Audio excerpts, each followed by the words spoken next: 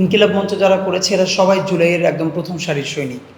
তো যেদিন হাসিনার পতন হলো সেদিন রাত থেকে আমার মনে আছে যে আমরা মন্দির পাহারায় ছিলাম। তো মন্দির পাহারা দিতে দিতে আমি, ইনকিলাব মঞ্চের সদস্য সচিব জাবের, আমরা বলছিলাম যে এমন একটা কিছু করতে হবে যাতে এই জুলাইকে সুসংগঠিত রাখা যায়।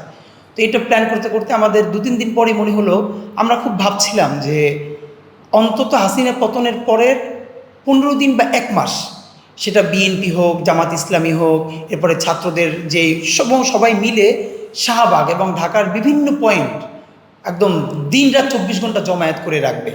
দুটো কারণে, একটা হলো এটাকে সেলিব্রেট করবার জন্য, দ্বিতীয়ত হলো যে যাতে আর একটা প্রতি বিপ্লব বা ষড়যন্ত্র হতে না পারে, এই জন্য আমাদের রাস্তায় থাকা অত্যন্ত জরুরি ছিল।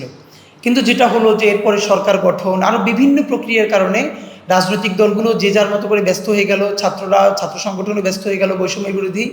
তখন আমাদের হঠাৎ মনে হলো, দেখলাম যে একদমই রাস্তা ফাঁকা, এবং তার কেউ তখনই প্রতি বিপ্লবের এরকম সেরকম কথা বলছে। তখন আমরা কোনো ধরনের চিন্তা না করে আমি, আমাদের আব্দুল্লাহ জাবের সেক্রেটারি, আমরা কয়েকজন বসে রাতে ঠিক করলাম যে আমরা ইনকিলাব মঞ্চ ঘোষণা করব এবং শাহবাগে গণহত্যাকারী আওয়ামী লীগের বিচার নিয়ে আমরা রাজপথে দাঁড়াবো, বিচারের দাবি নিয়ে। ঠিক সেই কথা মতে আমরা 13ই আগস্ট মনে আছে সকালবেলা আমরা এর আগের দিন ঘোষণা করি। এখানে আর একটা সিগনিফিকেন্ট কথা আছে, যেমন সম্ভবত তখনকার স্বরাষ্ট্র উপদেষ্টা সাখাওয়াত সাহেব উনি বলেছিলেন, এমন একটা বক্তব্য দিয়েছিলেন যে আওয়ামী লীগ যদি ওরকম করে ফিরে আসে তাহলে তারা রাজনীতি করতে পারবে। এটা আমরা ভীষণভাবে আহত হই এবং আমরা ফেসবুকের সাথে সাথে একটা বক্তব্য দিই যে উনি যদি ওনার বক্তব্য প্রত্যাহার না করেন তাহলে আগামীকাল আমরা শাহবাগে দাঁড়াবো। তো এরপর আমরা ঠিকই পরের দিন সকালে প্ল্যাকার্ড, সারা রাত আমরা কয়েকজন মিলে বাসায় বসে প্ল্যাকার্ড লিখি এবং পরের দিন সকালে শাহবাগে দাঁড়াই। প্ল্যাকার্ড সারা রাত আমরা কয়েকজন মিলে বাসায় বসে প্ল্যাকার্ড লিখি এবং পরের দিন সকালে শাহবাগে দাঁড়াই। দুটো দাবি ছিল, এক নম্বর হলো গণহত্যাকারী আওয়ামী লীগের বিচার করতে হবে এবং দ্বিতীয়ত স্বরাষ্ট্র উপদেষ্টা তার বক্তব্য প্রত্যাহার করতে হবে। তো স্বরাষ্ট্র উপদেষ্টা ওনার বক্তব্য প্রত্যাহার করেছিলেন এবং মজার ব্যাপার হলো আমরা যেদিন প্রথম সকালে দাঁড়াই তখন 10 থেকে 12 জন ছিলাম প্ল্যাকার্ড নিয়ে। তো আমরা 4 ঘন্টা সেই 10-12 জন স্লোগান দিয়েছি যে আওয়ামী লীগের বিচার করতে হবে।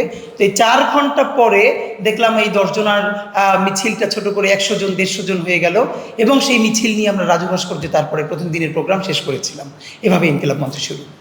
দুটো দাবি ছিল, এক নম্বর হলো গণহত্যাকারী আওয়ামী লীগের বিচার করতে হবে এবং দ্বিতীয়ত স্বরাষ্ট্র উপদেষ্টা তার বক্তব্য প্রত্যাহার করতে হবে। তো স্বরাষ্ট্র উপদেষ্টা ওনার বক্তব্য প্রত্যাহার করেছিলেন এবং মজার ব্যাপার হলো আমরা যেদিন প্রথম সকালে দাঁড়াই তখন 10 থেকে 12 জন ছিলাম প্ল্যাকার্ড নিয়ে। তো আমরা 4 ঘন্টা সেই 10-12 জন স্লোগান দিয়েছি যে আওয়ামী লীগের বিচার করতে হবে। তো এই 4 ঘন্টা পরে দেখলাম এই 10 জনের মিছিলটা ছোট করে 100 জন 150 জন হয়ে গেল এবং সেই মিছিল নিয়ে আমরা রাজু ভাস্কর্যে তারপরে প্রথম দিনের প্রোগ্রাম শেষ করেছিলাম। এভাবে ইনকিলাব মঞ্চ শুরু।